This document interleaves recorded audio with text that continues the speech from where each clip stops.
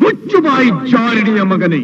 ಹೇ ಪಾರ್ಥ, ನನ್ನ ತಾಯಿ ಜಾರಿಣಿಯೋ ಪತಿವ್ರತೆಯೋ ಎಂಬ ನಿರ್ಧಾರಕ್ಕೋಸ್ಕರವಾಗಿಯೇ ಈ ಯುದ್ಧ.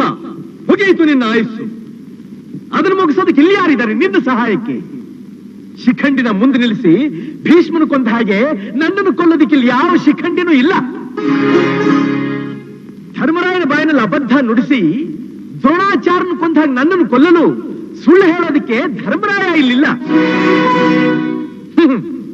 ರಥದ ಚಕ್ರ ಮುರಿದಿದ್ದಾಗ ಕವಚ ಕುಂಡಲಗಳನ್ನ ದಾನ ಪಡೆದು ಕರ್ಣನ ಕೊಲಿಸಿದ ಹಾಗೆ ನನ್ನನ್ನು ಕೊಲಿಸೋದಕ್ಕೆ ನಿನ್ನ ಶ್ರೀಕೃಷ್ಣ ಪರಮಾತ್ಮ ಇಲ್ಲಿಲ್ಲ. ಇರೋದು ಪತಿವ್ರತಿಯ ಮಗನಾದ ನಾನು, ಪತ್ನಿದ್ರೋಹಿಯಾದ ನೀನು.